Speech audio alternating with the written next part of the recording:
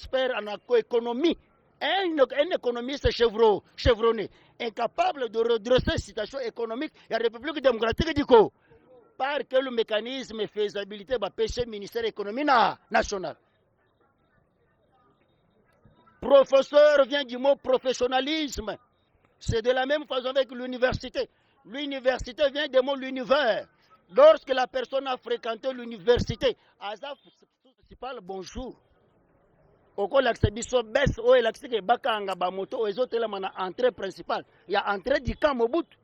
Atulinga ke nganya bike moi okoye bangalore to kokende tina bi na bureau. Mais pour le moment yo présenter nganga pena se présenter. Mbala moko capitaine bakati mbango akoti na camp.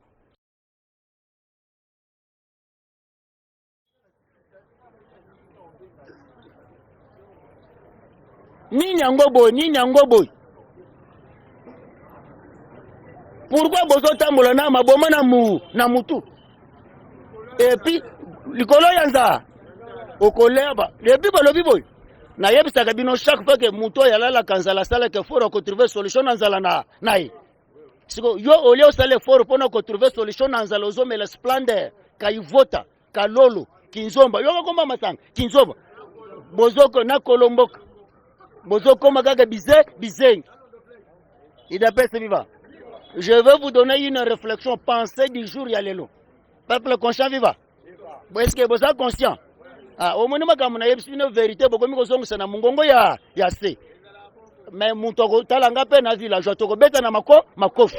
Ngana zo ebise bino kaka vérité. C'est pourquoi la politique a comprendre que bozala ka batute boza bizengi. Yango moni que politique azo marchander bino. Na pesa bino liseseke musele keta sala ka pompage kwa komanga ngando. Ata mukolo moko te musele keta ko komanga ngando. Ndebisele liboza ku afficher awo. Bozo sele fort que bokoma bato ata mukolo moko te bokoma bato. Likambu ya muke on peut réfléchir que mon frère Limbisa, mon frère Salabo, boy. Balobi boy. Le pouvoir n'a pas peur d'un peuple affamé pauvre. Il a se viva. Pouvoir à banga kate peuple yazana nzalame à cause de la pauvre. Mais pouvoir à banga ka peuple yazana nzalame qui réfléchit. Il a se viva. Pouvoir à banga ka peuple yazana nzalame et puis pauvre. Mais azana nzala. Pouvoir à banga ka yete. Mais pouvoir à banga ka peuple yazana nzala mais qui réfléchit. Est-ce que bino besoin d'anzala besoin de réfléchir? Besoin de réfléchir kaka splendeur, zododo, fibo. Et bache bino distraction makambo football. Depuis que besoin landa makambo football besoin wa na winner. Una winner na ba mama ba komi ko beta winner. Omoni mama la mukina tongo sokolite na lipeke solo lipeke na tongo me ko beta winner. Tozo kende wa il a baissé viva. Tandis que le député fictif au Baza est belé l'Assemblée nationale. Il a baissé viva. La loi nous dit d'avoir 500 députés. Mais comme 535, 545, ndenge. Et balobi que la loi budgétaire il y a 2025, il faut enregistrer 2350, 5535 députés nationaux. Bino bozo swana pona makambo zanga tin. Oleka o déplacer ka mwa muke moninga te atelemi. Nzala na mutu. Maintenant batu wana bazana assemblée nationale bazako lia mbongo ya assemblée nationale na pete. La loi nous dit d'avoir 500 députés, mais 535 députés, what? Et on vous dit ça clairement. Que non. Et chose grave, ces députés mafieux-là, bazako siéger dans l'Assemblée nationale. Et bazako signer. Ce n'est pas faute, il y a Kamere. Kamere a président de l'Assemblée nationale. Mais il y a toute une administration de l'Assemblée nationale. C'est l'administration qui doit remettre carte dans le numéro de la députation nationale. Parce que c'est l'administration qui sait que lui, c'est un député élu. Kino bizengi. Maman ko siligate kino kizengi. yango moni bazo swana pona makambo zanga tina 535 députés. C'est là où Kamera comprendre que fictif y a ba député national et Uchiwa what et qui a soufflé M. Vital Kamera. C'est pourquoi on a lobaki boy to lancer opération tuer tous les hommes intellectuels de la République démocratique du Congo.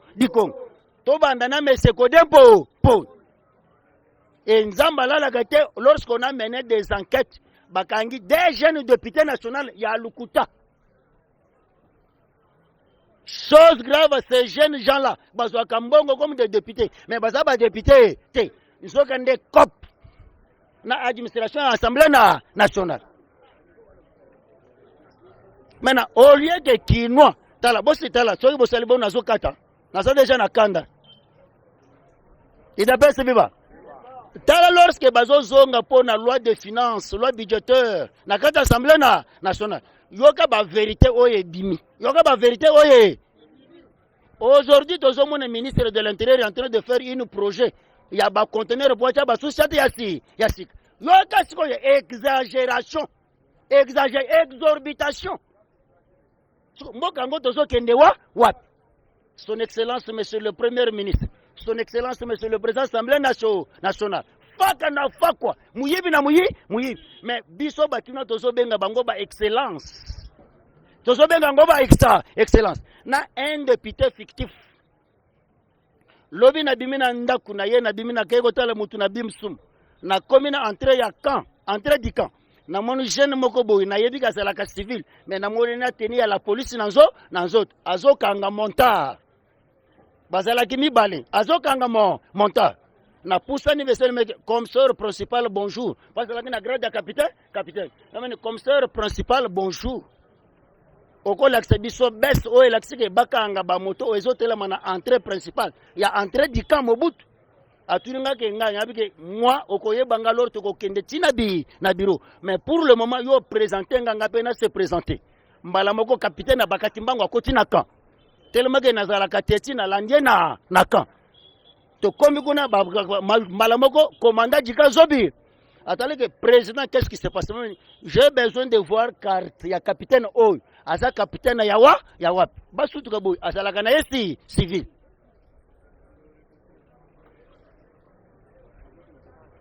Mais président au répertorié même que Nasa président observateur ya masse. Je suis en train d'observer la société. Parce que nayebi un véritable koulou na mainteni ya capitaine. Azolango wa. Comme ça, mon capitaine, monsieur commandant du camp, ce que tu as na kosamba na yo. Parce que nazana besoin que bazo eka na minito, to comme na auditora. Parce que azana teni indice militaire nazo. Ce qui a commis infraction sans tenir, là to nga to na parquet civil. Comme azana teni militaire, on est obligé to na justice militaire auditora. Et comme il y a une négociation, ngape pour une négociation mutu passe.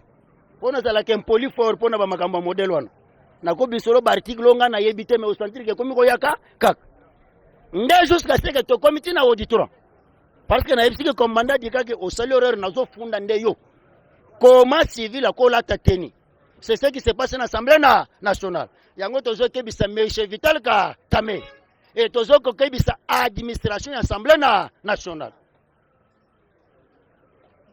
Tshisekedi a lobi ke mboke ezaya kokufa mais les gens ne comprennent pas mboke kufa na degré ni c'est pourquoi bo appuyer biso nazolo beke bo appuyer biso to bo mabato mayele nyonso tu ya République démocratique du Congo to diriger République na ba ignorant lorsque to diriger mboka na ba ignorant bokomona changement ya mboka na minute moke. Je vous donne l'exemple typique ya Cambodge. Lorsque le président ya Cambodge a bomi bato mayele nyonso ya Cambodge a salu pyramide ya bato mayele désordonné ya Cambodge. Lorsque tata wana a salaki pyramide ya ba homme intellectuel Cambodge. Tala Cambodge à 2003 à 2006. Tala Cambodge à lelo Cambodge est comme pays touristique. Parce qu'on a tué tous les hommes intellectuels désordonnés. Comment se fait-il que Daniel Mukoko Samba en 97, lorsqu'à Outaki Japon, Tozobenge savant la comptabilité analytique, un savant en macroéconomique. Mais comment se fait-il qu'un professeur va pêcher gestion ya Onatra, il devient incapable de redresser Onatra? En quoi il est professeur? Et aujourd'hui, chose grave, Daniel Mukoko Samba, expert en économie, un économiste chevronné, incapable de redresser la situation économique de la République démocratique du Congo, par quel mécanisme de faisabilité va pêcher le ministère de l'économie national. Professeur vient du mot professionnalisme. C'est de la même façon avec l'université. L'université vient du mot l'univers. Lorsque la personne a fréquenté l'université, elle a suspendu dans l'univers. Et tandis que dans l'univers, tu es censé dégober tous les 4 coins, tous les 4 coins cardinaux. Un cadre universitaire qui se retrouve devant une situation très difficile. Et quel genre de situation? Situation scientifique. Incapable de résoudre le problème scientifique. Ce sont des personnalités à décapiter. Parce que c'est médiocre. C'est un crétin idiot. Comment se fait-il que la République peut voir tant de professeurs, mais incapables de faire quelque chose? Daniel Mukoko Sam, expert. Si aujourd'hui un voleur, mais c'est très chevronné, réputé, n'a combo ya Matata Mponyo, avec le 10 projets au Matata Mponyo et la Kibiso comme premier ministre, n'est-ce pas? Matata Mponyo a volé l'argent ya bamama o bazo sekabiso na balabala oyo. Na biso bato telemia. Na bato tout le peuple congolais zananzala na mutu. Un civique Matata Mponyo nous a volé 5 milliards 690 millions 410 000 dollars américains. Mais aujourd'hui, tu as remarqué justice Mobimba incapable. Il y a que Matata Mponyo. La Cour constitutionnelle qui est dernière décision, dernier rempart, il y a justice, il y a République démocratique du Congo. La Cour constitutionnelle est NASA incompétent. Je ne mérite pas. Mais si la Cour constitutionnelle se déclare incompétent, il y a Gosambi Samatata Mponyo. Maintenant, Nena Gosambi Samatata Mponyo. Donc, ça veut dire que Matata Mponyo devient le Dieu tout-puissant. Tandis que la Cour constitutionnelle est après pour Gosambi, c'est chef de l'État. Tandis que les sous-hommes incapables de prendre une décision. C'est là où la politique n'a pas peur d'un peuple pauvre affamé. Mais la politique a peur d'un peuple pauvre, mais qui réfléchit. Est-ce que nous réfléchissons? Malgré notre pauvreté, malgré notre ambition, est-ce que nous réfléchissons pour ce pouvoir?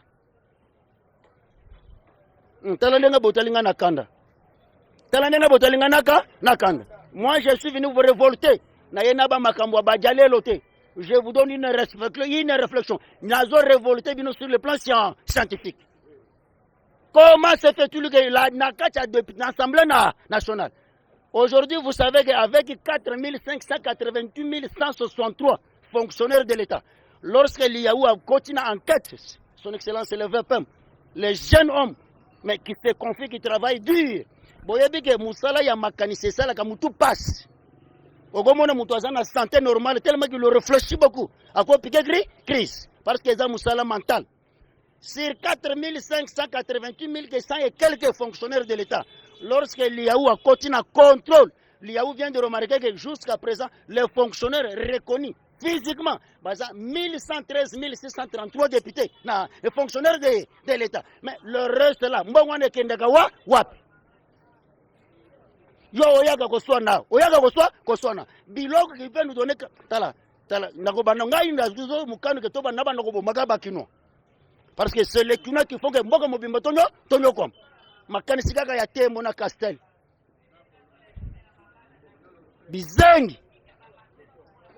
bizengi, je le répète encore, le pouvoir n'a pas peur d'un peuple affamé. Le pouvoir a peur d'un peuple pauvre, affamé, qui réfléchit. Est-ce que nous réfléchissons? Est-ce que nous réfléchissons? Pensez du jour. Pensez du. Ce n'est pas quelque chose que tu vas lire sur Facebook. C'est une réflexion personnelle. Une réflexion personnelle. Pour venir vous encourager, vous donner, vous amener à la hauteur que nous devons réfléchir pour sauver la République démocratique du Congo.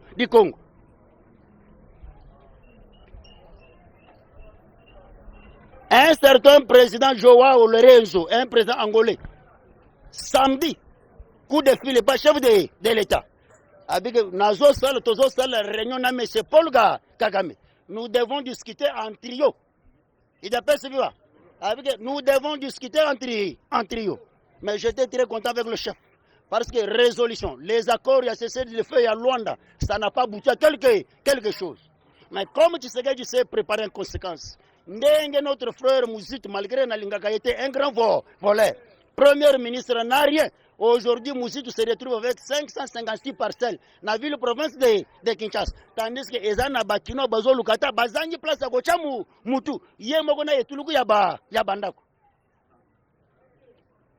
Mbogo Yaba Excellence Miyibi, son Excellence, monsieur le Premier ministre. Mais Muyibi, Shebiso na Bangala to benga Gabango Bamukwakula. Na Lubumbashi benga ngo Bamwiji. Chez les Balouba kuna benga ke Muyibi. Wa Mangala. Il dépêche Muyibi wa Mangala. Il dépêche viva. Voilà comment la République n'avance pas. Toutes les excellences. Il dépêche viva. Tshisekedi aye Félix, c'est l'homme qui souffre pour la République. Aye na philosophie ya gratuité ya maternité. Zokande, mbongo ya gratuité de maternité et bimaka. Mais le directeur médecin et les gestionnaires amateurs financiers à l'hôpital, gratuité. Bakomi ko kata bambongo, pour affaiblir gratuité. So yo kino ozoya wakaka o tembwe kitembwe mati tembwe mati. Si tu ne comprends rien de la politique okoyaka lisusu awa te. Voilà biloko ilinga ko révolter bisoto comme en assemblée nationale. Lorsque le jeune Doudou Famba basala qui projet ya loi budgétaire bandeko nangai ba réalité et bimikuna je pleurais. Na bika me mboka ngo toko tambwisa mboka ngo na banani. Là na iko comprendre que la République est entourée par les désordonnés intellectuels miyibi. Mais le problème est qu'il faut tuer tous les hommes intellectuels de la République démocratique dit. Et ponanga tobo mo ba professeur nyonso d'université. Ponanga toboma. C'est pourquoi je vous demanderai ceci. Bossa l'effort bo encourager nga. Nazana mbongo te ko permettre ngana salaka ba émission chaque jour na ba chaîne ya télévision. J'ai besoin de donner une campagne de sensibilisation, campagne de révolte, campagne d'éveil patriotique. Kola musaki bo moto ya kinois, surtout kinois. Surtout kinois. Pour que tobo matoko ka ko réussir ko décapiter bato mayele nyonso tu ya Congo.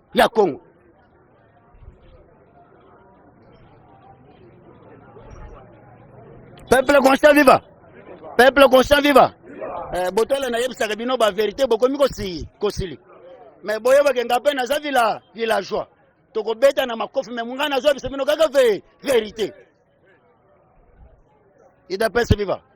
Na banda ko yebisa bino ke botika makambo ezole kana kata ida pesa. To solo là. Mais au lieu de s'intéresser de ce qui se passe au sein de l'UDPS, to attaquer chef de l'État.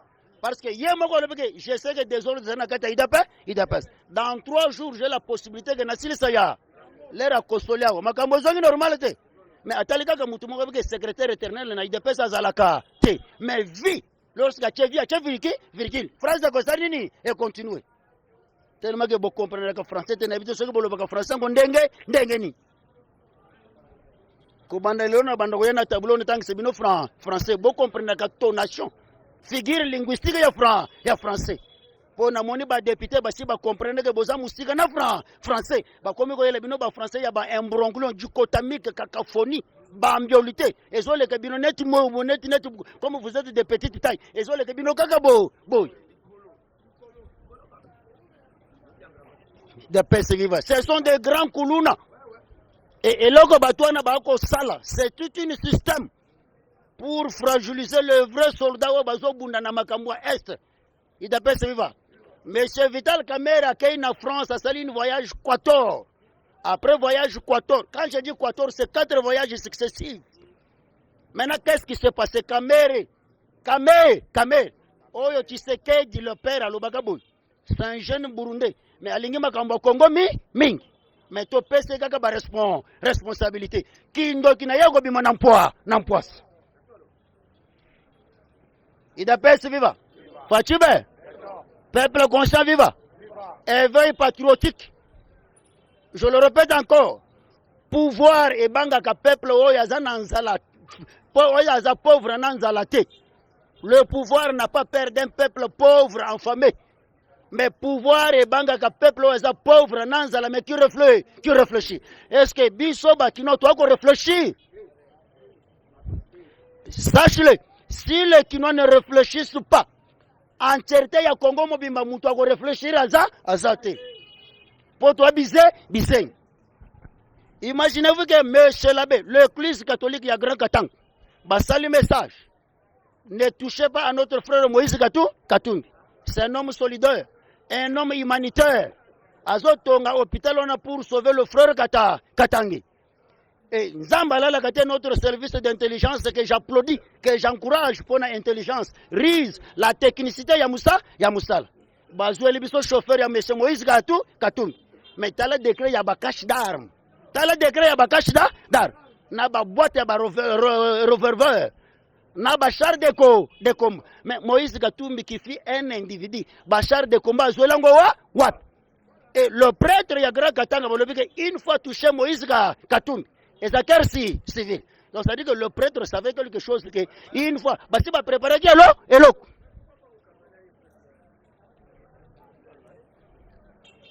Et de tel bateau Moïse en denga basilique. Bolandanga ina sima bokosale logo moko te. De peste viva. Peuple conscient viva. Voilà maintenant l'église catholique. C'est pourquoi 1960 Lumumba lobaka boy. Ceux qui besoin besoin que c'est la partie politique. Boye bisabiso. Il appelle ce vivant. Il appelle ce vivant. Fatibé, il est seul contre tous. C'est là où j'applaudis la philosophie. C'est là où j'applaudis parole prophétique de Irma Cohen. Abi que tu sais que Dieu est seul contre tous, mais il fait une politique de titan. Alors que tu sais que Dieu a zanetti torti. Pour les Kassaïens savent, ceux qui tortillent sur Moutou, il y a un problème très sérieux. Parce que tortille, on va déplacer, lobby oya okutazaka place one. Et Herma Kowen a yeko bakisa phraséologie moko selinga kitoko. Avec la communauté internationale ne comprendra jamais la rise politique et diplomatique. Il y a un noir qui est M. Félix Antoine Tshilombo, très intelligent de plus que tous les Congolais. Le reste est Congolais bizeng. Soi-disant professeur. Il y a un professeur comme thermodynamique. Alors que je suis un professeur expérimenté thermodynamique. Mais tu sais qu'il y a eu qui comme na comme banga collecte ma plomb. En quoi tu es professeur? C'est pourquoi vous devez nous encourager. To lancer opération Boma Batwa Mayele Nyosutu Yako. Si la République n'avance pas, Batwa Mayele Yakongo. Et chose grave, les députés au Bakangi l'Assemblée nationale, majorité ce sont des professeurs. Les jeunes professeurs. Au commis professeur Ndenge Ning. Les sous-hommes est capable de prendre une décision. Ba mise le kete bazo sale foro ba koma ba bat. Ata me mukolo mokote ba koma ba bat. Bizengi.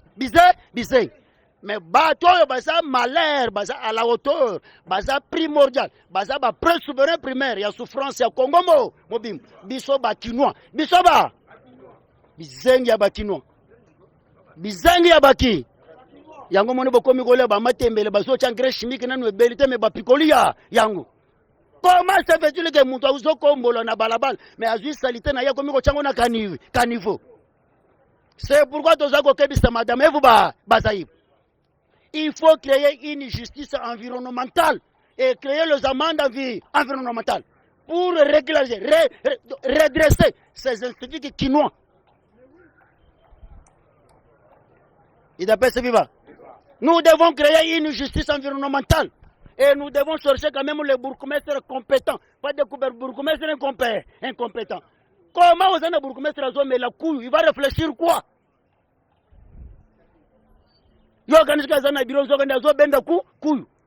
Malédiction et République démocratique du Congo.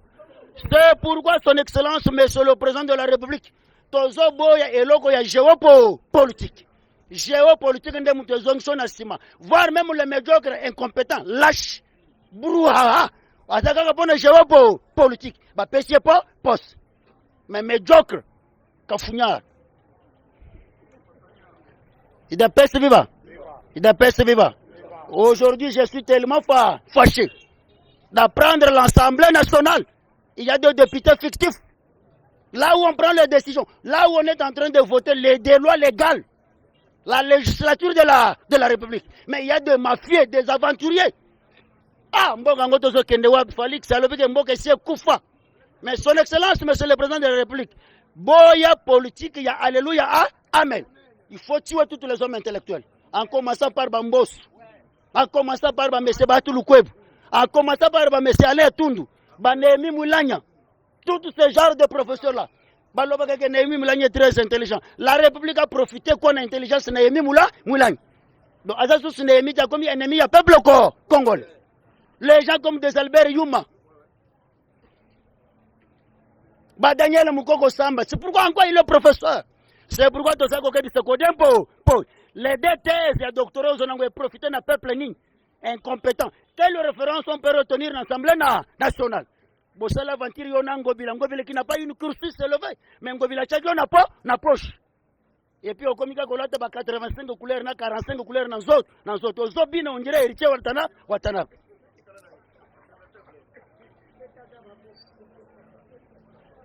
Il a peste viva. Il a peste viva. Éveil patriotique.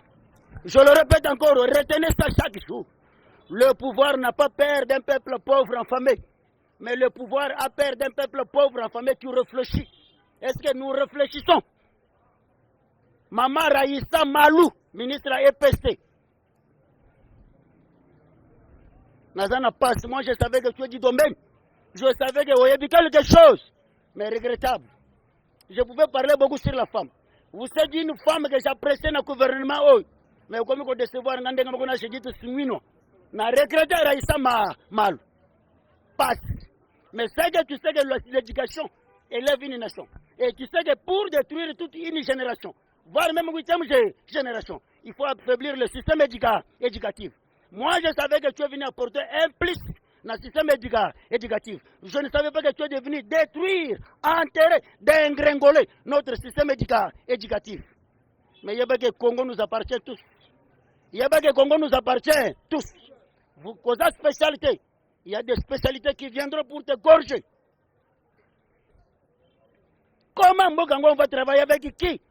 Parce qu'on dit que éduquer une femme, c'est éduquer toute une nation. Mais oya basi bakomi basi oya biso bakomi mitema makasi. On dirait lutu bachango na mafuta ya mikate. Mboka ngo toko kende wapi? Toko kende wa musapi moko tena no chikala jamais ko sokola san. Maintenant je comprends pourquoi vous combattez M. Kosta Moutam. Mais Bokolonga était, c'est un jeune homme. Comment ça va défendre la cause juste? Dieu sera avec lui.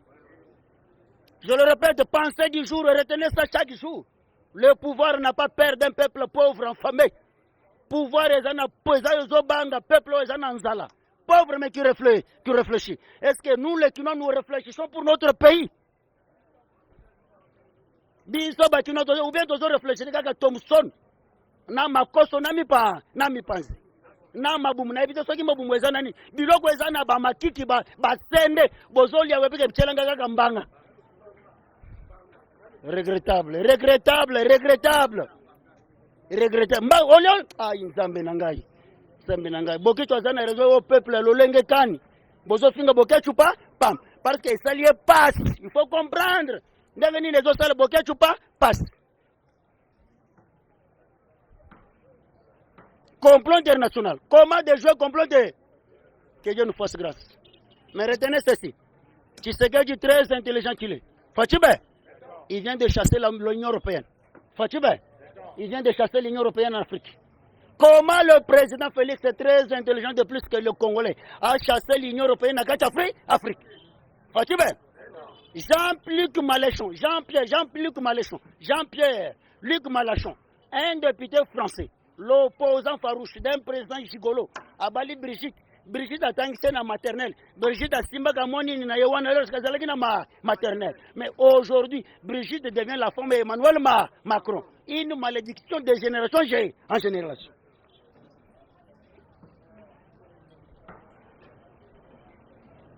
Comment le président Félix vient de chasser l'Union européenne à Afrique? C'est pourquoi il y aura des pourparlers pour la réflexion. Il y a BRICS. dont nous réfléchissons. Il y a une démonstration de comptabilité analytique, une vitesse monoteur. Il y a franco-congolais. Comment dédollariser les dollars américains? Faut-tu ver? Seul contre tous. Et pour dégringoler les États-Unis d'Amérique, la première des choses, un citoyen tiers-monde, l'un pays lambeau qui n'existe pas. Qu'est-ce qu'il a dit? Lui, Taïwan n'ira nulle part. Taïwan dépendra de la Chine. Et Taïwan sera l'une des provinces chinoises. Faut-tu bien? Nous sommes des bacards économiques et bandiwa, one. Faut-tu bien? Aïe à comprendre lorsqu'elle lance gris de cœur. Avec qu'est-ce que je dois faire? Nord Kivu Sud, il faut m'appeler Sangona Maboko à Chine. Lorsque les escrocs, les vampires, les cannibales, les carnivores américains vont s'attaquer sur la Chine, sur Nord Kivu, Kivu, ils vont attaquer la Chine. Et pourtant, Chine a mon côté. Chine sera derrière lui, l'Iran. Donc, dès que les États-Unis vont briser un système technologique, l'Iran, pour le moment, sur une technologie spatiale et informatique spatiale, c'est l'Iran qui est le premier. Faut-tu ver? Azui Katanga, Pessango Russie. Dès que les États-Unis vont attaquer Russie, donc c'est qu'à un niveau de force terrestre, il est la Russie là. C'est pourquoi ce dernier temps, vous avez remarqué, le secrétaire d'État américain chargé à faire le terrorisme nous a fait pression. Cobalt, lithium, et pourtant, pour soi, Massas, on a passé la cuivre. Tandis que tu sais qu'il y avait une usine, il y a Massas Nalikasi, qui veut la paix préparer là. Depuis 1960, Kabila, Mobutu, c'est aujourd'hui que la République a des navires de terre. Et pourtant, lorsque les chrétiens Mobutu étaient là, tantôt soudanais, tantôt centrafricains, tantôt Mungwanja, ceux qui Mungwanja Yawa. Dans l'église catholique, c'est l'origine. Il y a Mobutu, c'est.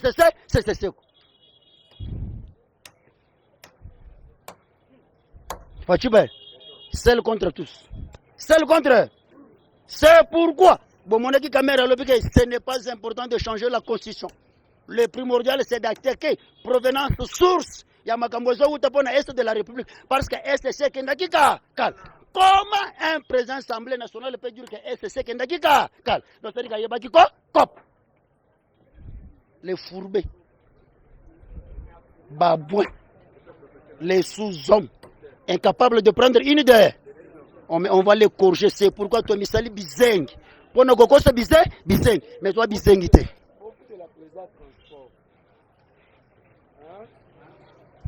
Vous foutez la présidence transport.